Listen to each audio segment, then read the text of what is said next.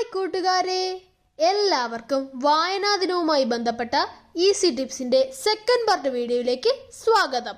ഇതിന് മുൻപുള്ള പാർട്ട് ചാനലിൽ അപ്ലോഡ് ചെയ്തിട്ടുണ്ട്. കാണാത്തവർ കാണാൻ മറക്കല്ലേ. PN പണിക്കർ തന്റെ ജന്മനാട്ടിൽ സ്ഥാപിച്ച വായനശാലയുടെ പേരെന്ത്? സനാതന ധർമ്മം.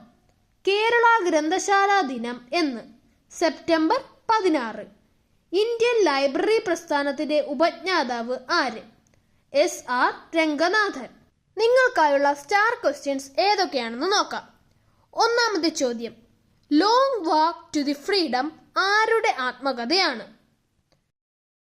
രണ്ടാമത്തെ ചോദ്യം, ഡാവിഞ്ചി കോഡ് എന്ന പ്രശസ്തമായ കൃതി രചിച്ചത് ആരാണ്? ആൽക്കമിസ്റ്റ് എന്ന പ്രസിദ്ധമായ കൃതി രചിച്ചത് ആരാണ്? അപ്പോൾ മറക്കേണ്ട, ഉത്തരങ്ങൾ കമന്റ് ബോക്സിൽ രേഖപ്പെടുത്തൂ.